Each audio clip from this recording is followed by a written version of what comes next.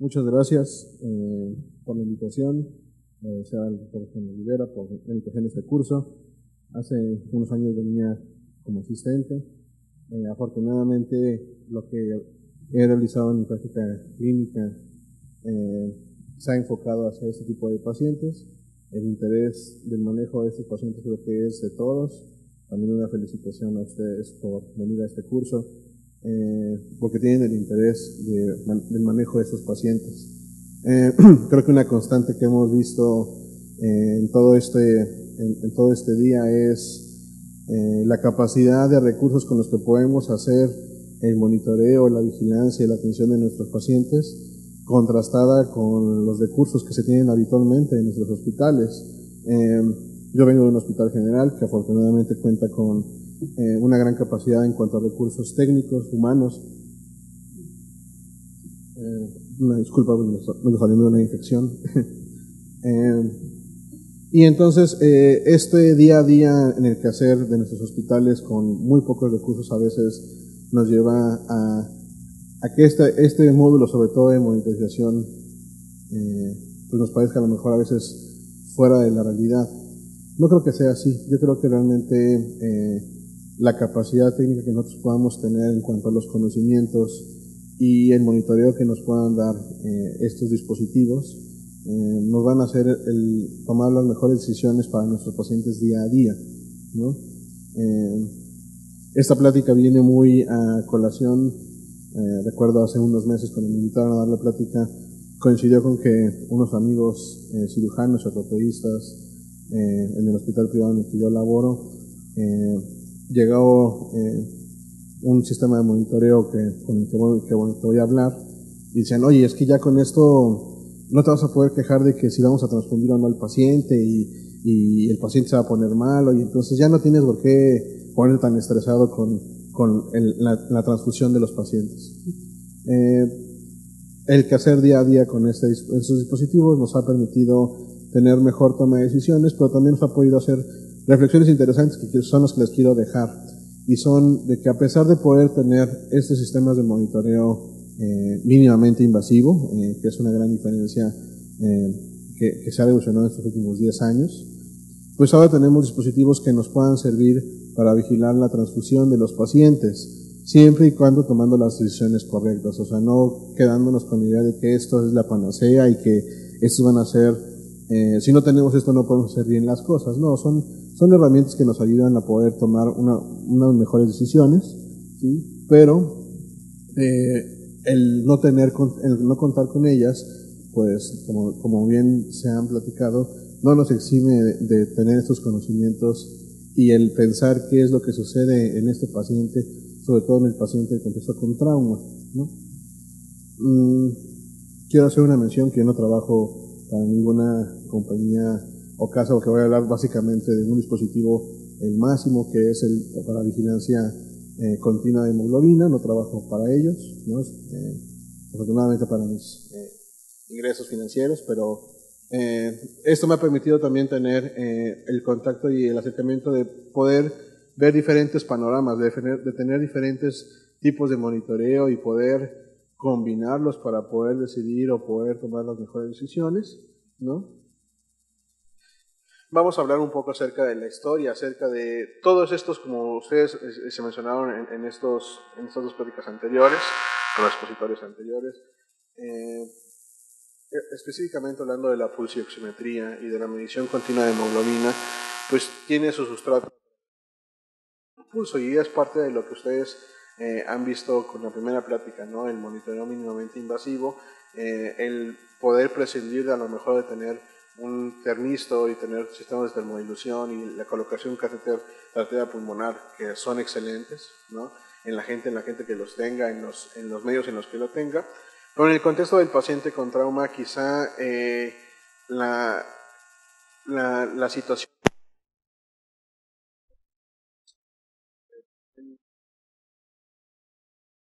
parte de las pláticas hace rato, pacientes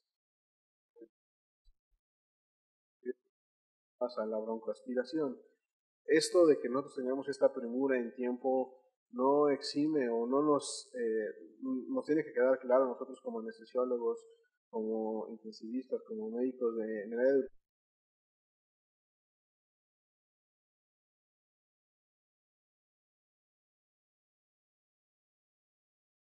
oncológico acorde y sobre todo respetando los tiempos de histéresis de estos medicamentos para poder hacer las intubaciones en secuencia rápida, las inducciones en secuencia rápida, el control o la disminución de la presión intraocular, las respuestas hemodinámicas generadas por la intubación, como eran dudas que habían salido, pues también son mecanismos que se tienen que ir dosificando, o sea, los agentes que nosotros administramos tienen un tiempo de histéresis que es el que nos va a determinar la premura para hacer las cosas. Entonces, el tomar esos tiempos de manera importante en el día a día de nuestra práctica, recordando esto, nos va a poder permitir establecer con seguridad y evitar los cambios hemodinámicos más bruscos relacionados a las intervenciones que nosotros hacemos. Vamos a hablar un poco acerca de esa fisiología y la bioquímica para el desarrollo de esta pulsioximetría, ¿no? Cómo se desarrolla en la mutación continua de la hemoglobina y al final ya cuáles son los conceptos aplicados al paciente con trauma. Me gusta empezar esta plática con una descripción que se hizo quizá para la medicina occidental en 1832, una de las primeras descripciones acerca de la administración de soluciones con cristaloides o soluciones endovenosas. Es a cargo del doctor Thomas Latta en 1832 durante la primera pandemia de cólera que azotaba a Europa. Realmente sería la segunda pandemia global. La primera se desarrolló en Asia y la segunda se difundió hacia Europa. Y él hace esta descripción que cuando la leí me recordó mucho a lo que hacemos todos los días en el contexto, él en el paciente deshidratado, en el paciente hipovolémico por cólera, pero nosotros lo que vemos pacientes con trauma, en los pacientes hipovolémicos, tiene bastante relación, se los voy a leer. Tras haber insertado un tubo en la vena basílica, ansioso, esperé los resultados. Onza tras onza, sin cambio alguno continué perseverando. Entonces noté que empezó a respirar mucho menos ansiosa. Pronto los rasgos agudos, los ojos hundidos, la mandíbula caída, la piel pálida y fría, los signos inevitables de la muerte empezaron a desaparecer. El pulso que había desaparecido hace mucho regresó a la muñeca, al principio débil y rápido. Con el paso del tiempo se volvió más característico, fuerte, firme y lento. Tras la administración de 6 bolos, ella habló con voz firme, libre de toda debilidad, sus extremidades ahora tibias y todo su cuerpo con el aspecto de salud y bienestar. Fue una de las descripciones que se hizo para el Lancet, precisamente la administración de la resucitación con líquidos. Y viene mucho a colación de lo que nosotros hacemos día a día. Eso sucedió en 1832, ¿no? Pareciera muy cercano. Sin embargo, la descripción y realmente la importancia de lo que nosotros hacemos con el pulso, y quizás sea uno de los parámetros que hemos dejado de tener en cuenta en nuestro quehacer diario, que tiene una gran significancia clínica y una gran relevancia clínica. Como ustedes pueden ver, esa descripción de 1832 viene con una gran descripción acerca de todos los signos que se veían en un paciente con un estado hipovolémico, ¿no? Los vemos nosotros día a día, ¿no? Y la recuperación de esos signos, ¿no? Posteriormente, desafortunadamente, la paciente volvió a tener un cuadro de deshidratación profusa y falleció, pero la descripción que se hizo en 1832 nos permite hablar un poco acerca de cómo la resucitación con líquidos fue un parteaguas y después de lo que nosotros hacemos día a día en la resucitación con los pacientes con trauma. Hablando un poco de historia, la descripción del pulso y la determinación del pulso no es para nada nuevo. Los chinos, inclusive mucho antes que los griegos o que los romanos, que es donde nosotros tenemos nuestro más contacto con la medicina occidental, hacían descripciones del pulso y es uno de los parámetros, si no el más importante, el segundo más importante junto con el poder ver las características de la mucosa de la lengua, ¿no? Eran como los médicos en la medicina tradicional china hacen su diagnóstico de las enfermedades que nosotros vemos día a día, ¿no? Este libro que pongo aquí habla acerca de la expresividad del cuerpo y es un estudio que se hace donde se compara la medicina tradicional china y la medicina griega, acerca de cómo, con dos visiones totalmente diferentes, específicamente la determinación del pulso era una de las constantes vitales para estas dos medicinas, ¿no? Ya hablando de lo que es la medicina occidental, para los griegos, la escuela con Herófilo difunde conocimiento de Aristóteles y empieza a decir que el pulso es un reflejo de la actividad del corazón, ¿no?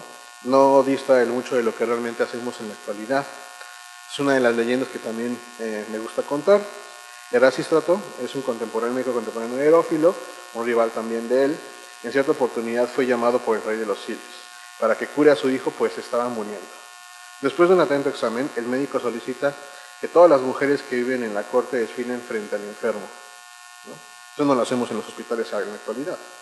Al pasar, la esposa del rey, muy joven y bella, nota que el pulso del joven comienza a latir de forma rápida y regular.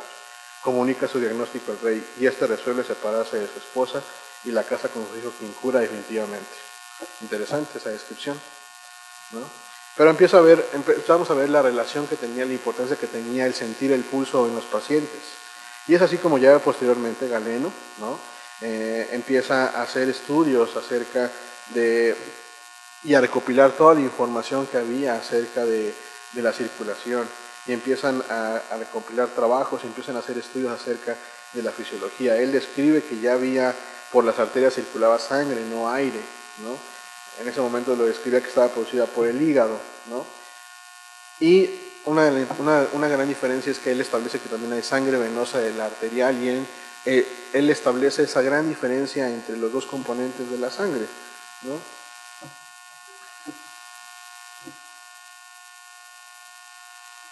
Avicena posteriormente es un médico persa.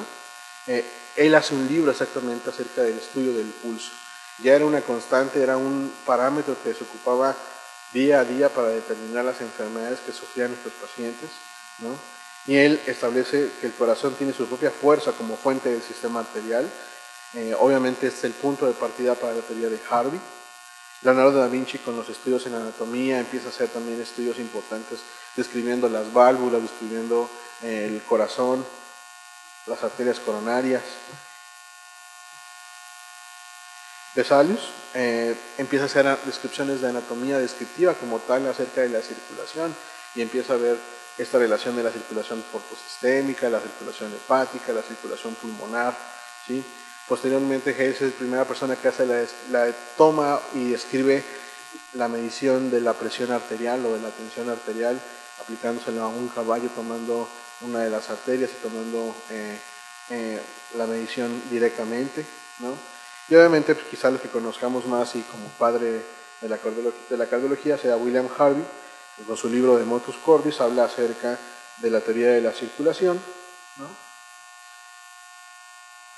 Y esto ha llevado posteriormente a que pues toda la historia y desarrollo de la medicina acerca de la cardiología y la determinación del pulso hasta nuestra actualidad pues nos lleve a parámetros de determinación y todos en nuestros cursos de pregrado acerca de cardiología pues tuvimos estas prácticas acerca de la determinación del pulso, de las variabilidades del pulso, ¿no?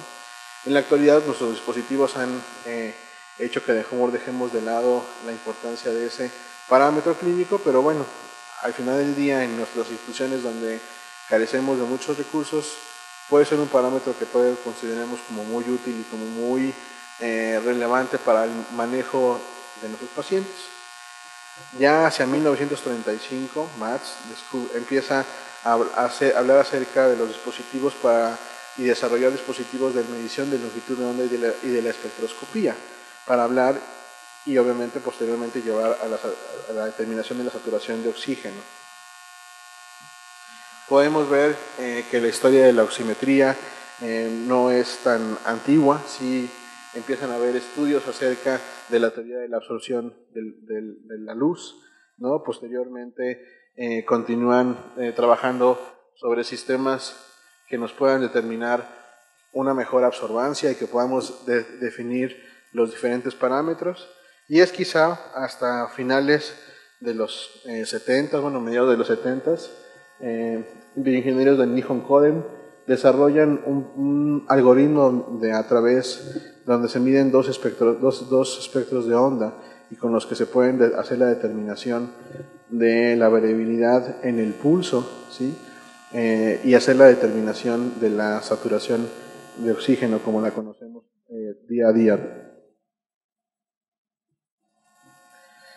Posteriormente este dispositivo fue comercializado en 1981 por Vioxx y en 1983 por Covidian, bueno, por Nelcol, es una rama de Covidian, y es quizá como se ya difundió el uso de la oximetría y la pletismografía y de la onda pletismográfica de manera general, ¿no? Para 1987 se considera ya un estándar de monitoreo básico para los pacientes. Inicialmente esta determinación de oximetría era ocupada por los cardiólogos y por los neumólogos para las enfermedades cardíacas y pulmonares.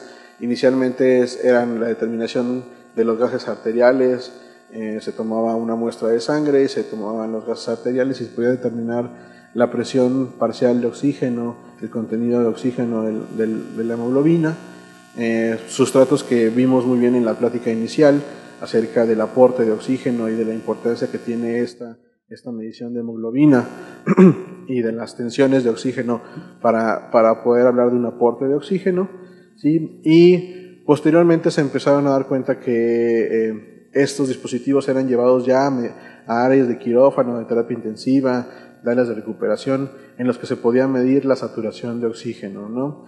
Con un parámetro fácil, accesible, y entonces para 1987, pues como ya he mencionado, se establece un estándar de cuidado básico para los Estados Unidos. ¿Qué es lo que nos mide en general la onda de oximetría? Pues bueno, nos mide el pulso arterial. Eso se percibe como una expansión de la pared arterial, ¿sí? Generada por el latido cardíaco. Esta extensión súbita nos va a hablar específicamente de la descarga ventricular en la aorta y su transmisión a los vasos periféricos. Entonces aquí es una parte del inicial del sustrato que debe haber integridad en estos sistemas, ¿no? Eso llevado a contextos, por ejemplo, de los pacientes sépticos, y quizá fue de las primeras limitantes que existían con los sistemas de medición mínimamente invasivo, en los que los parámetros de los pacientes con sepsis, donde había alteraciones vasculares generales asociadas como vasodilatación, vasoconstricción, el uso de los cronotrópicos y de los inotrópicos que ocupábamos durante la resucitación, pues llevaba a que los parámetros de resucitación o las variables que nos arrojaban, como el volumen malaria sistólico, no fueran tan fidedignas.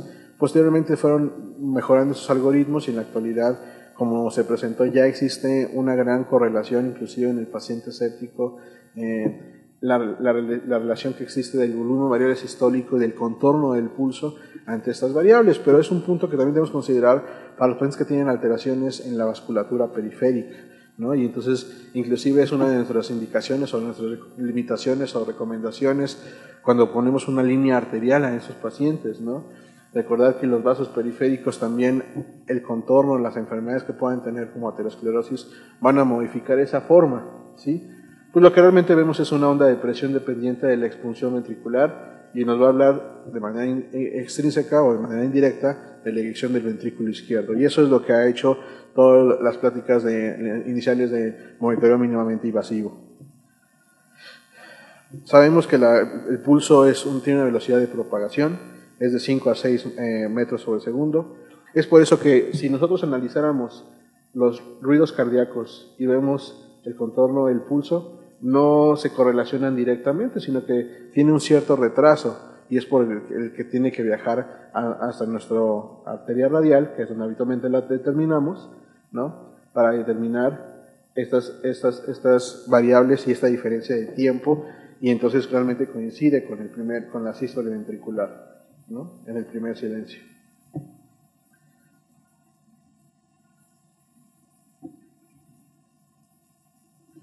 ¿Qué es lo que los chinos hace 2500 años estudiaban? ¿Qué es lo que ahora con sistemas tan sofisticados como el FlowTrack, el Pico, evalúan? Pues esos 5 parámetros, ¿no? La frecuencia, el ritmo, la tensión, la amplitud y la forma. Estos tres van a ser la gran diferencia o las situaciones que evalúan estos sistemas de mínimamente invasión, ¿no?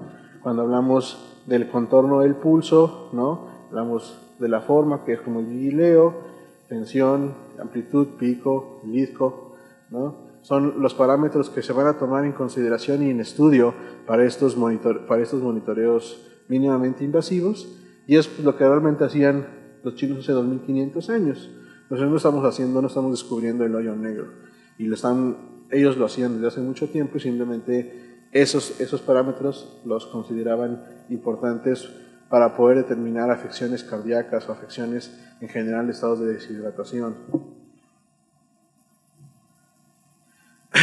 ¿Cuál sería la relevancia para nosotros en el contexto clínico, en los hospitales que no contamos con toda esta tecnología, ¿no? Pues que la medición del pulso, la medición del patrón de curvas que podemos ver por pletismografía bajo un paciente bajo intubación, en el contexto de un paciente con trauma, pues lo que mismo que se miden en estos monitores de mínimamente invasión de esta variabilidad del pulso con la respiración, ¿no? Pues nos habla extrínsecamente de la capacidad de precarga, ¿no? De la variabilidad que hay en el corazón para poder tolerar o modificar a cambios de volumen, ¿no? Y realmente pues esos parámetros los podemos hacer inclusive con nuestra oximetría de pulso, ¿no? También algo muy importante, ¿no? Recordar que en el paciente con trauma habitualmente que está en hipovolemia, el pulso filiforme, que es débil, nos habla, o sea, pacientes que tienen un pulso débil, fino, rápido, pues obviamente nos habla de un paciente que está en hipoperfusión, ¿no? De manera global. Como han visto, podemos llegar hasta cuestiones tan específicas como el monitoreo de piruvato, lactato, glicerol, de sustratos metabólicos que realmente nos hablan realmente de la perfusión a nivel de la microcirculación, que son quizás nuestros parámetros mucho más exactos para hablar de que lo que estamos haciendo es adecuado, porque como bien se mencionó, pues podemos tener situaciones donde nosotros creemos que estamos haciendo bien una resucitación, sin embargo a nivel de la perfusión, a nivel de los tejidos distales, esos tejidos siguen sufriendo de hipoxia, ¿no? Y para lo que nosotros hacemos habitualmente día a día, pues considerar estas variables de que si nosotros tenemos un paciente en el que le estamos sintiendo el pulso radial, podemos pensar que la sistólica está arriba de 80, ¿no? Si dejamos de sentir la radial, como en la descripción de Thomas Lata, ¿no? Y a lo mejor le sentimos la femoral, estamos hablando de que tiene una presión por arriba de 70. Si no se sentimos tampoco, lo único que sentimos es el carotidio, pues hablamos de que tiene un paciente con una sistólica arriba de 60. Y entonces son parámetros clínicos muy accesibles que nos pueden ayudar para la determinación día a día, ¿no? Obviamente también dentro de estas variaciones, pues tenemos que ver mucho cómo es el ascenso, el descenso, las manifestaciones en cuanto a frecuencia y alteraciones que se presentan en el ritmo asociadas a la ventilación, que es parte de lo que hacen estos monitoreos ahora mínimamente invasivos, ¿no? ¿Qué es la pulsoximetría? Pues es la medición invasiva del oxígeno que es transportado a través de la hemoglobina en el interior de los vasos sanguíneos, ¿no? Realmente lo que hace es un dispositivo que nos va a medir dos espectros de onda, ¿sí?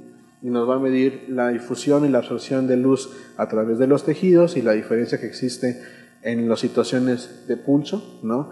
Que es la primera limitante en el desarrollo de esta tecnología, es que necesitábamos zonas que tuvieran un pulso en las que se pudiera ver una diferencia entre lo que se absorbe por los tejidos y por lo que fluye a través de los vasos sanguíneos, y esa diferencia es lo que realmente al final del día se mide en el dispositivo.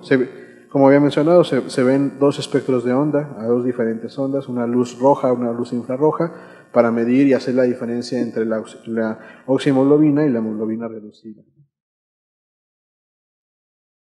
¿no? Es lo que había mencionado.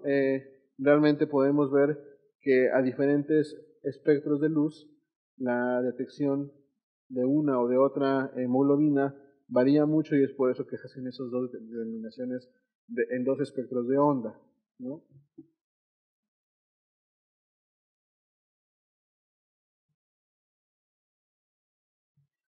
Y como lo que mencionaba, realmente lo que nos mide la parte importante es la diferencia que existe en flujo, ¿sí? de la absorción de la pared del lecho capilar, ¿no? Obviamente se eliminan estos espectros y se tiene una determinación del nivel de penetración y de absorción por parte de la luz en los tejidos, y realmente lo que termina de hacer el algoritmo y la medición es la diferencia que existe, absorción variable del flujo arterial, ¿no? Y con eso podemos obtener el total de la saturación de oxígeno.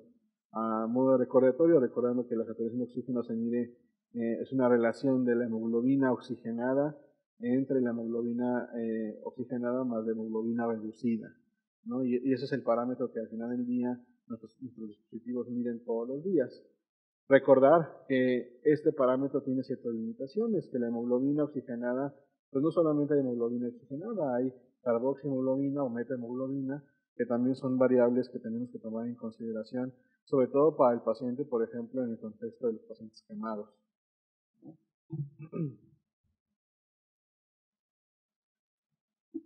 ¿Cuáles eran esas limitaciones? ¿Cuáles son las limitaciones que había o se han documentado de la pulsioximetría? Pues la medición de carboxihemoglobina, metahemoglobina, la colocación incorrecta del sensor, ¿no? Los colorantes y los pigmentos, recordando a los pacientes que vienen en el contexto de trauma, que vienen accidentes, que vienen con las uñas pintadas, ¿no? La piel callosa. La fuente de luz externa es algo muy importante en lo que nosotros hacemos en nuestras salas de quirófano, en nuestras salas de emergencias, ¿no?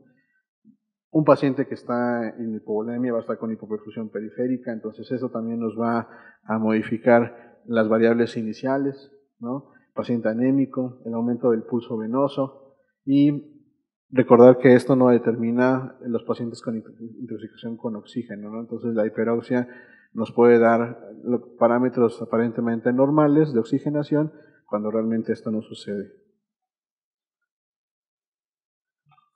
¿Cuál es la importancia de la oximetría o por qué fue el parteaguas? Porque de manera invasiva, al tomar las mediciones de gases arteriales, pues realmente lo que se veía era la tensión de oxígeno, la presión parcial de oxígeno en las moléculas de hemoglobina. Lo que llevó a la determinación de la saturación y la oximetría es que a diferentes tensiones, como se puede ver, existe un punto crítico en el que cuando la saturación de oxígeno está por debajo de 90, ¿no? Cambios posteriores por debajo de esa tensión de oxígeno generan cambios muy abruptos en la presión parcial del oxígeno, y los conceptos de la P50 se modifican. Entonces esto nos habla mucho de parte de lo que nosotros hacemos día a día en la resucitación con nuestros pacientes. Considerar a nuestros pacientes en los que habitualmente van a estar hipóxicos, hipovolémicos, ¿no? Entonces va a haber un pH bajo, ¿sí? Aumenta la concentración de hidrogeniones, ¿sí? La temperatura, ¿no? Son pacientes que están fríos. Entonces son situaciones donde vemos que la hemoglobina por sí sola tiende a modificar la liberación de ese oxígeno, y ese es el sustrato inicial de lo que nosotros hacemos día a día en la resucitación. Y es por eso que después podemos tener estas mediciones de glicerol, de piruvato, de lactato, de metabolismo anaeróbico en los pacientes en el contexto del traumatismo craneoencefálico, pero también esos parámetros los vemos nosotros en nuestro contexto de la resucitación global, como se mencionó muy bien en la primera plática, ¿no? Acerca del lactato, de la extracción de oxígeno. Podemos ver todos estos metabolitos que están generándose y cómo se modifican con las presiones parciales de oxígeno. Entonces, la medición de este parámetro de la saturación de oxígeno pues fue un parteaguas de lo que se hacía antes de los 80s con la resucitación de los pacientes en el manejo anestésico para saber realmente la oxigenación de esto, y que se ha ido pues generalizando y que se ha ido pues quizás inclusive a veces dejando de lado, que ya no es un parámetro que nos dé mucha seguridad, sino que queremos ya tener monitoreos mucho más avanzados y tener parámetros mucho más fidedignos. Sin embargo, esto es un parámetro que todavía día a día, ¿no? nos arroja bastante información. Y también es importante considerar cómo se modifica esta curva de disociación de la hemoglobina en los contextos de los pacientes acidóticos, ¿no? El efecto Bohr mencionado, y cómo se puede desviar la curva de la hemoglobina hacia la izquierda, hacia la derecha, donde los contextos de los pacientes que necesitáramos que la hemoglobina liberara el oxígeno hacia los tejidos, que su curva se desplazara hacia la derecha, pues en los contextos de los pacientes con acidosis y los pacientes con elementos de lactato, los pacientes que nosotros hacemos bajo resucitación de cristaloides, bajo transfusión, bajo sangre almacenada que no es fresca, que tiene bajas concentraciones de 2,3-difosfoglicerato, pues nosotros mismos modificamos esta concentración de este sustrato y modificamos la tensión de oxígeno por parte en la hemoglobina. ¿Qué ha llevado posteriormente? Pues a que podamos tener el avance tecnológico en la espectrofometría, ¿no? Para poder separar los diferentes tipos de hemoglobina, y el parteaguas de lo que se desarrolló con el módulo de Massimo y con la tecnología de Massimo es que la constante inicial de la pulsioximetría era la determinación de un flujo, y entonces cuando teníamos pacientes que no tenían flujos periféricos, nuestra pulsioximetría no servía o no era fidedigna. Precisamente la determinación de generar nuevos algoritmos donde no se requiriera de la determinación de un flujo, ¿no? Sino que bajo periodos inertes y bajo silencios acústicos o bajo emisión de luz, ¿sí? Con algoritmos mucho más específicos, con espectros de onda mucho más específicos o mucho más grandes, se podía detener la determinación de los componentes de los diferentes tipos de hemoglobina, y entonces es lo que ha determinado la vigilancia de la animación de la hemoglobina continua en lo que hacemos día a día. De ahí pues ha sido todo un boom en general en el monitoreo hemodinámico continuo de la hemoglobina en los pacientes en diferentes contextos. Inicialmente, al decir, ¿sabes qué? Tenemos un aparato que nos puede decir el nivel de hemoglobina segundo a segundo, y entonces podemos restringir el uso de las transfusiones, ¿sí? Se empezó a probar en diferentes contextos. Ha tenido diferentes resultados, y al final del día el dispositivo tiene cierta variabilidad en ciertos contextos, que es parte de lo que vamos a revisar ahorita. Entonces, ¿es una herramienta útil? Sí, es una herramienta que si ustedes tienen la capacidad de contar con ella, totalmente de acuerdo. Es una herramienta que les va a poder tomar mejores decisiones acerca de cuándo transfundir a un paciente, o en la relación o en el contexto de toda una resucitación global en el que estamos viendo cómo mejorar ese aporte de oxígeno. Si ya mejoramos lo que se mencionó inicialmente con la precarga, el aporte de oxígeno, la función de la bomba, pues nos tenemos que ir ahora, como bien se mencionó en la primera plática, hacia la calidad de la hemoglobina que nosotros tenemos. Y no solamente es la cantidad, sino también la calidad de la hemoglobina que se tiene. Y es algo que se modifica mucho en los pacientes que estamos transfundiendo, ¿no? Que no es nada más ponerles paquetes lobulares por aumentar una cifra de hemoglobina, porque pensamos que con eso va a mejorar la perfusión y el estado del paciente global. No, también debemos considerar que lo que estamos administrando como una sangre que está almacenada es una sangre que no es en su mejor calidad, que tiene sustancias que favorecen el estado ácido-base, el estado de acidosis, y entonces perpetúan estos estados de hipoperfusión en los pacientes de los contextos graves, ¿no? No solamente de los pacientes traumáticos o los pacientes hipovolémicos, sino que el contexto va mucho más allá de esa área, ¿no?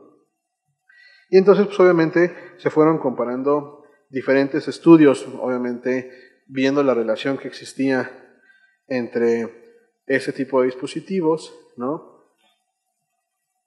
Y la medición de hemoglobina por laboratorio para buscar una correlación, y pues se podía ver, como se muestra en la gráfica, que existe una gran correlación en los contextos de los pacientes que son sometidos a cirugía mayor, ¿no? Estos eran pacientes que eran sometidos a cirugía ortopédica, que existe una correlación adecuada acerca de lo que hacemos, realmente de lo que se hace con los pacientes, ¿no? Y entonces se hablaba de que había una correlación del 0.77, 0.67 para los pacientes en terapia intensiva, adecuada, que es una bastante correlación clínica y de lo que nosotros hacemos en el contexto de los pacientes que eran sometidos a cirugía.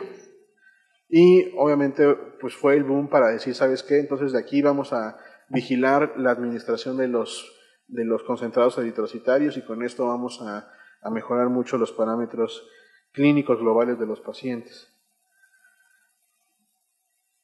aquí viene este estudio, ¿no? Vamos a llevarlo y vamos a evaluar, ok, ¿qué sucede? Este estudio, publicado en el 2010, ¿sí?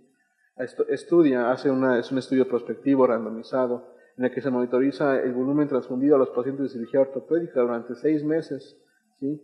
Se le utilizaron a 2 grupos, unos eran vigilados con variables hemodinámicas estándar y el otro fue vigilado mediante la hemoglobina continua. 327 pacientes completaron el estudio, un grupo de 157 que recibió como la vigilancia estándar, el otro grupo de 170 se le manejó la medición de hemoglobina, ¿sí? Los pacientes fueron sometidos a artroplastia total de cadera, en la mayoría, de rodillas, cirugía de columna. ¿Qué hubo? Pues no hubieron, bueno, en los grupos algo importante es que no hubieron diferencias significativas en el valor de la ASA, la edad, la duración de la cirugía, los niveles operatorios de hemoglobina entre los grupos, entonces eran grupos bastante homogéneos. Y bueno, ¿qué es lo que establecen? Bueno, pues los pacientes que estaban en el grupo estándar recibieron sí más transfusiones, 4.5 versus 0.6. El promedio de unidades transfundidas fue mayor en el grupo estándar, ¿sí? Entonces, ¿de qué nos habla esto? Pues que sí es un parámetro que nos puede ayudar para tomar las decisiones de cuánto transfundían los pacientes. Entonces, las escuelas donde tomen en consideración las terapias restrictivas de transfusión sanguínea, pues puede ser un parámetro útil para poder tomar esas decisiones en el contexto de decir cuándo transfundir al paciente. Creo que esto se tiene que llevar mucho más al contexto de la resucitación global, o sea, los parámetros como vimos con otro tipo de monitoreos o con la medición mediante gasometrías de la extracción de oxígeno, del aporte de oxígeno, junto con los niveles de hemoglobina, pues tomar la mejor decisión.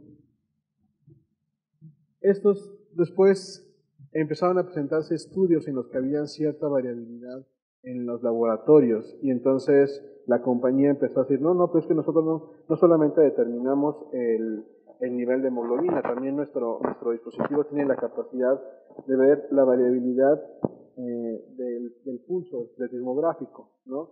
Que es lo que hacen similarmente los monitores como el Vigileo, el ISCO, el PICO, en el donde nos puede dar la variabilidad del volumen sistólico o el índice de volumen sistólico. Aquí lo que se mide es un índice de variabilidad en las curvas, y es lo que habitualmente podemos hacer inclusive nosotros en el contexto de una resucitación cuando no tenemos estos dispositivos con nuestra oximetría.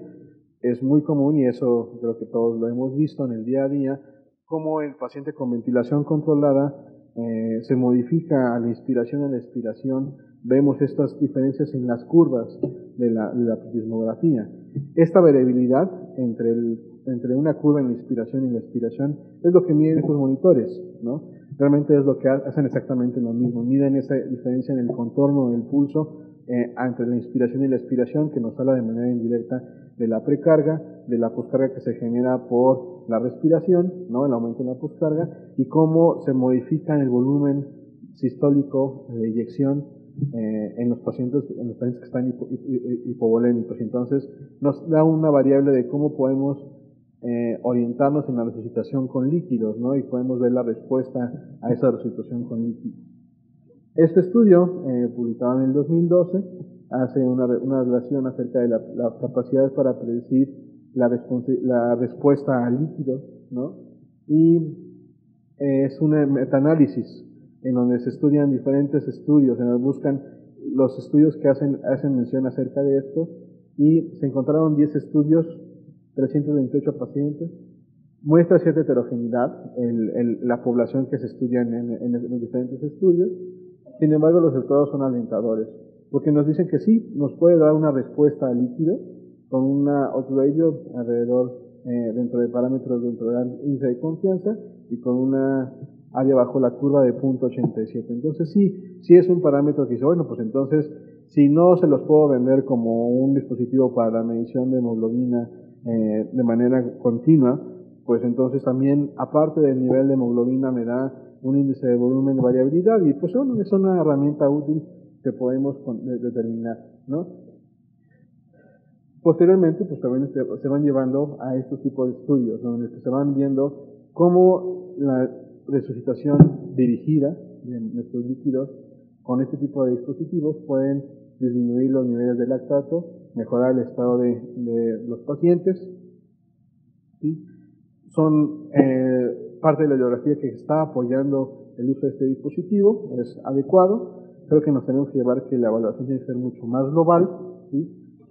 Y cuando se estudia ya en el 2010 Zimmerman estudia y dice, bueno, okay, vamos a comparar el volumen variable sistólico versus la variabilidad de pletismografía en los pacientes que están bajo ventilación mecánica, que son sometidos a cirugía cardíaca, ¿no? Pues sí, coincide, o sea, tiene esta correlación entre los parámetros que, bueno, okay, con otros parámetros que tenemos, como la medición interna de arteria pulmonar, como la medición del vigileo, del flow track, del disco, del pico, correlacionan. Entonces sí, es una variable que también nos puede ayudar, ¿sí? Aquí es parte de donde también empieza a haber de los ciertas limitaciones del aparato. Hay estudios, ¿no? En los que sí se ve que hay grandes modificaciones entre 1 gramo y 2 gramos alrededor en los dispositivos, y realmente la gran diferencia está en el tipo de sensor. Entonces la compañía dice, oye, no, es que el problema no es del algoritmo, el problema no es del dispositivo, ¿no? Del algoritmo que estamos generando como para hacer esas definiciones, sino son del uso de los sensores. Entonces es un dispositivo que tiene que estarse renovando en los dispositivos de medición, como son los sensores, ¿sí? Podemos llegar posteriormente, bueno, pues qué es lo que sucede en los pacientes ya con trauma, cuál es realmente el contexto clínico, ¿no? Y pues bueno, se estudiaron los pacientes que estuvieron en trauma durante un periodo de 1 año para este protocolo, ¿no? Se hizo una correlación de los variables de máximo con análisis que es el análisis de laboratorio, ¿no? Y pues bueno, de los 525 pacientes que se anularon, ¿sí? Se vieron que existían algunas variaciones, ¿no? Entre los niveles de hemoglobina, no significativa, pero lo hay. Entonces, al final del día, sí a veces nos queda ese mal sabor de boca de decir, bueno, y entonces, ¿qué sucede en el paciente con trauma? Que es lo que nos lleva a esta plática, ¿no? Pues que el paciente con trauma tiene un gran margen de contextos. Hablando específicamente de la situación con líquidos, las diferentes escuelas, que cada quien tendrá una escuela, un manejo con cristaloides, con coloides, a un volumen dirigido, a una terapia dirigida bajo ciertos parámetros, otros a una terapia restrictiva de transfusiones, pues hace que esta medición de la hemoglobina pues sea muy variable en ese paciente, que ese paciente, por los procesos de hemodilución que puedan presentar durante la resucitación con líquidos, pues tenga estos índices de variabilidad, y entonces tengas parámetros donde pues sí puedas tener variabilidad que nos pueda dar cierta relevancia clínica, aunque ellos mencionan que no es tan importante, ¿no? Es un parámetro que tenemos que considerar, ¿ok? Entonces, puede ser un parámetro, sí, para nuestra resucitación de manera inicial, puede ser un parámetro que tomemos en cuenta para lo que hacemos día a día, ¿sí? Pero ¿qué es lo que quizá nos tengamos que llevar al final de esta plática, ¿no? Pues que obviamente nuestra resucitación con líquidos, con sangre, con plasma, que tiene que estar dirigida no solamente a las variables hemodinámicas, aunque son útiles y accesibles, como bien se mencionó en la práctica de la reanimación del neuromonitoreo, pues nuestras mediciones de hidrogeniones, de ATP2, triglicerato, son variables metabólicas de lactato, de piruvato, de SBO2, que son relevantes para el proceso de transporte de oxígeno y sobre todo para la coagulación, porque a veces estamos muy preocupados en la resucitación hemodinámica, y en ese afán por ir tras cifras de TAs normales y variables hemodinámicas normales, estamos dejando de lado las alteraciones que estamos haciendo en la coagulación, y eso es lo que al final del día, pues quizá no en el quirófano de los que somos anestesiólogos sea algo importante, aunque a mí me ha tocado pacientes que durante el transoperatorio, pues lo estás reponiendo y oye, pues ¿por qué sigue sangrando? Pues porque no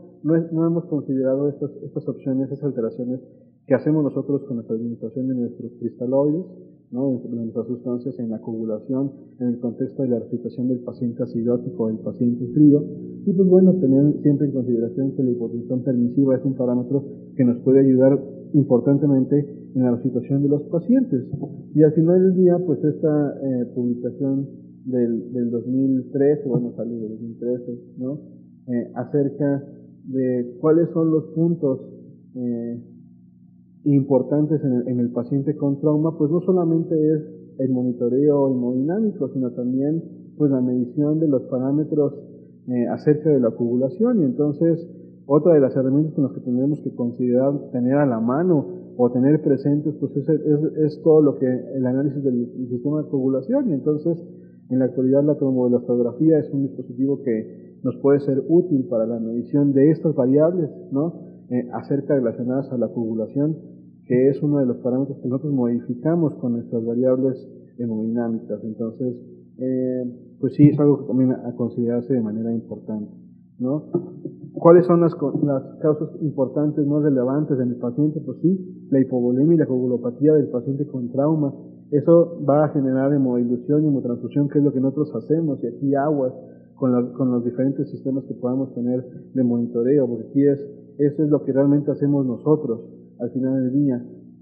Esta paciente también, o sea, cuando no consideramos que la administración con los líquidos va a generar hipotermia en el paciente, y en un paciente que ya en un contexto de trauma está hipotérmico, pues va a perpetuar la acidosis. Entonces eso nos va a llevar al consumo de los factores y la fibrinolisis. Considerar que nada más tenemos 10 gramos de fibrinógeno en el cuerpo en un contexto normal y alrededor de 15 minutos de plaquetas. Entonces, pues es entendible que después a lo mejor de 2 cirugías en una cirugía de control de daños, pues los pacientes nada más no coagulen, ¿no? Y entonces tengan alteraciones, pues continúen sangrando, continúen perdiendo hemoglobina y que nunca los alcancemos, ¿no? Entonces, más allá del monitoreo que podamos tener con la medición de hemoglobina, tenemos que tomar de manera global los parámetros de resucitación, no solamente hemodinámicos, sino ya parámetros de resucitación, de extracción de oxígeno, de consumo de oxígeno, como bien se mencionó en la primera plática, con otro tipo de dispositivos que pueden ser mínimamente invasivos o con la determinación de gases arteriales,